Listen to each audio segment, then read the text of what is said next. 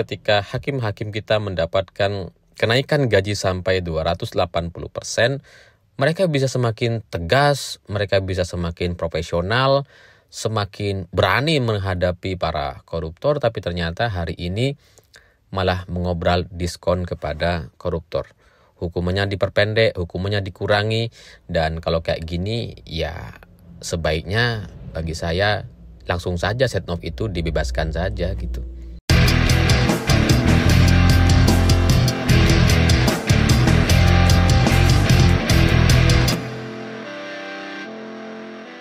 Selamat malam semuanya. Hari ini lagi rame sekali terkait hukuman Setia Novanto yang dikurangi atau didiskon dari yang sebelumnya 15 tahun hari ini hanya menjadi 12,5 tahun.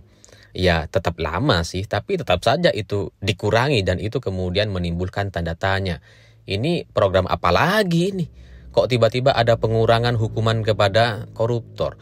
Karena Setia Novanto yang seharusnya baru bisa keluar di tahun 2032 ini berkat potongan atau kemurahan hati para hakim-hakim MA, Setia Novanto dimungkinkan sekarang untuk bebas di tahun 2029 atau bahkan lebih cepat karena dia masih dimungkinkan untuk mendapatkan remisi dan pengampunan. Jadi intinya Setia Novanto dikit lagi keluar dan saya agak curiga jangan-jangan ini maksudnya supaya Setnov bisa ikut meramaikan pemilu di tahun 2029 nanti. Ya meskipun nanti misalkan ada hukuman terkait dia tidak boleh ikut berpartisipasi dalam urusan politik dan sebagainya, tapi soal logistik yang dimiliki oleh Setnov ini nampaknya memang masih sangat besar sekali sehingga ketika Setnov nanti bebas, dia bisa berada di belakang layar untuk ikut meramaikan pemilu di tahun 2029.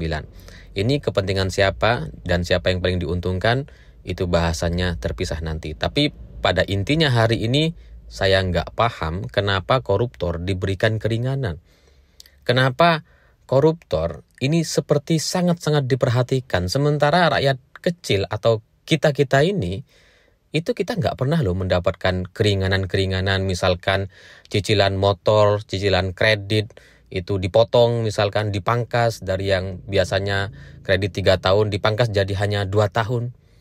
Kenapa kita tidak pernah mendapatkan itu? Sementara koruptor bisa mendapatkan perhatian yang sangat luar biasa dari negara sehingga hukumannya itu bisa diperingan atau dipotong-potong. Ya mungkin selama ini koruptor selalu mendapatkan keringanan-keringanan karena sumbangan dia yang ya kita tidak bisa pahami. Tapi itu tetap saja menimbulkan pertanyaan karena ya kalau dipotongnya hukuman kepada koruptor ini dilanjutkan dari rezim ke rezim, dipotong tipis-tipis, dipotong lagi, remisi lagi, pada akhirnya tiba-tiba sudah bebas dan rakyat merasa bahwa kayaknya baru kemarin masuk penjara. Sekarang kok udah nggak kerasa tiba-tiba udah bebas saja.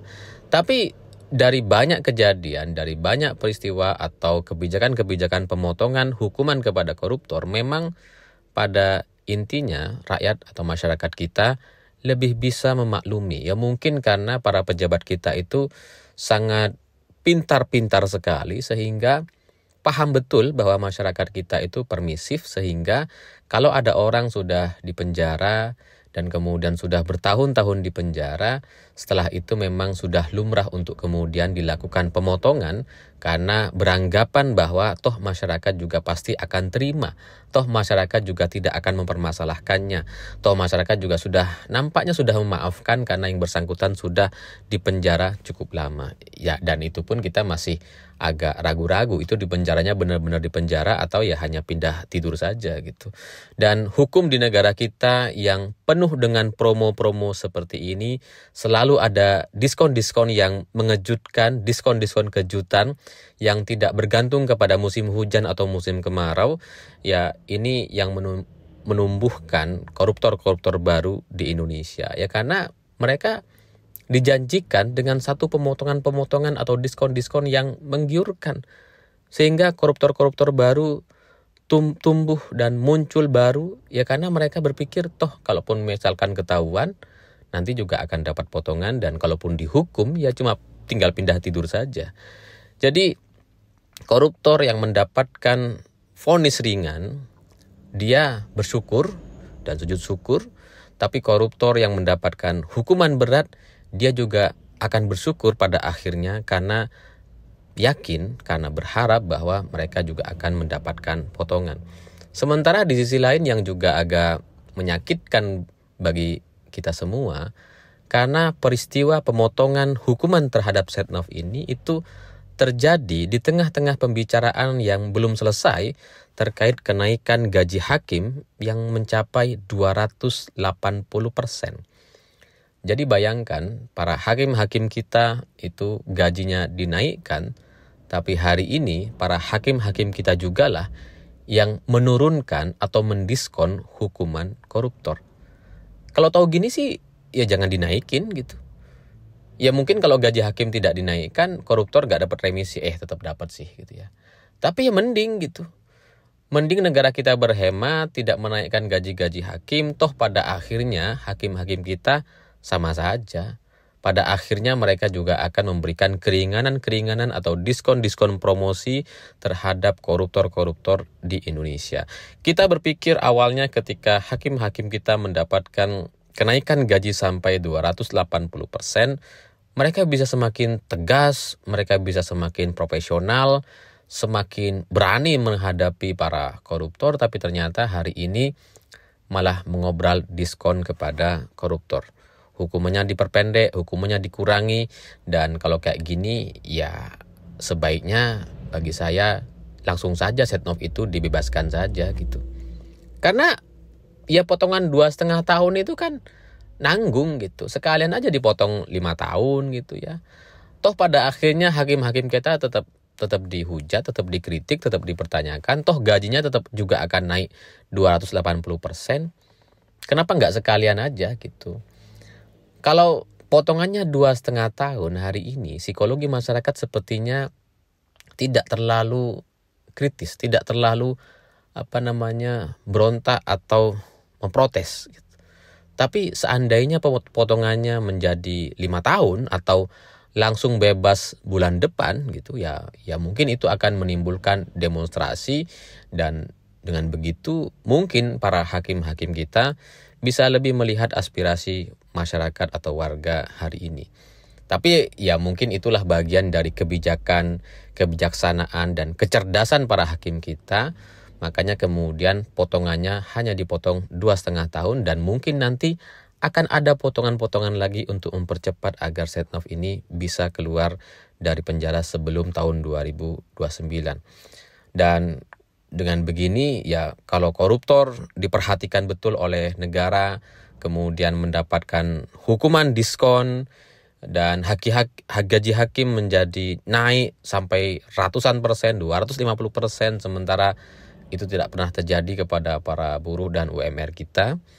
Dan masyarakat hari ini hanya bisa menonton saja, tidak bisa melakukan apa-apa. Dan sebagian rakyat bahkan tidak peduli dan tidak tahu soal cerita atau berita ini, karena sebagian dari masyarakat kita hari ini masih sangat pusing sekali karena subsidi-subsidi di daerah itu banyak sekali yang dikurangi atas alasan efisiensi. Jadi aneh sekali apa yang terjadi di negara kita ketika para pejabat-pejabat kita kemudian foya-foya dan mempertontonkan kekuasaan dan uang yang sangat melimpah, bagi-bagi hadiah, kemudian perjalanan tetap bermewah-mewahan, tapi di sisi lain katanya efisiensi dan subsidi dikurangi, tapi gaji hakim ternyata naik 280%. Itu semuanya menjadi sebuah rangkaian cerita yang tidak nyambung satu sama lain. Kalau kita memang sedang melakukan upaya efisiensi, seharusnya semuanya melakukan efisiensi. Tapi di sini itu nggak ada sama sekali.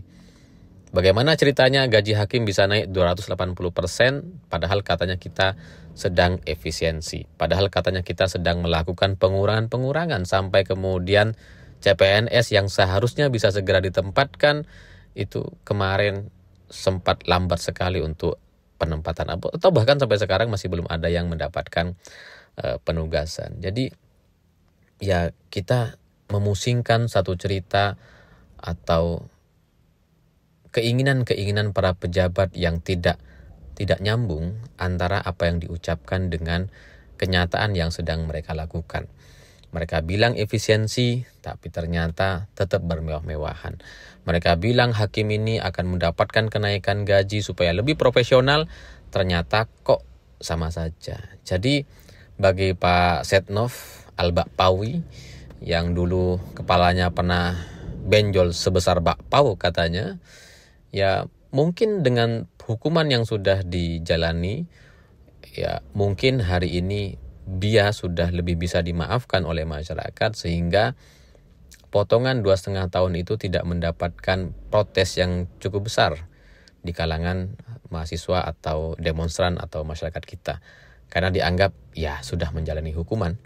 Tapi pada akhirnya kita tetap menunggu apakah cerita-cerita seperti ini masih akan dilanjutkan di masa yang akan datang. Karena mungkin sekarang hanya Setnov yang mendapatkan potongan hukuman, di masa yang akan datang akan ada nama-nama baru, koruptor-koruptor lainnya yang juga akan mendapatkan potongan. Kalau ceritanya terus dilanjutkan seperti ini, sebaiknya kita mendeklarasikan diri sebagai negara yang penuh dengan diskon hukuman terhadap koruptor-koruptor di Indonesia. Agak aneh rasanya melihat presiden, melihat para pejabat katanya anti korupsi, kita melawan koruptor dan sebagainya. Tapi koruptornya sendiri yang sudah jelas divonis bersalah kemudian mendapatkan potongan-potongan hukuman. Ini kan menimbulkan kebingungan. Sebenarnya kita mau jadi negara yang seperti apa? Kalau memang kita pro terhadap koruptor ya sudah. Jangan bicara soal anti korupsi, soal kita lawan koruptor, omong kosong. Itu jadi jauh lebih menyakitkan kita semua karena kita berharap bahwa apa yang mereka sampaikan benar-benar akan dilaksanakan, tapi ternyata di kenyataannya semuanya berkebalikan. Seperti halnya Setia Novanto di awal ketika dia dipenjara, ketika awal dia hendak ditangkap, semuanya hanya dianggap main-main saja. Makanya sempat ada drama atau cerita dia kepentok. Tapi sekarang ya nggak tahu akan ada drama-drama lagi yang seperti apa. Semoga kita tidak putus asa meskipun pada akhirnya ya tetap negeri ini akan begini-begini saja. Saya pikir itu. Terima kasih sudah menonton. Begitulah kura-kura.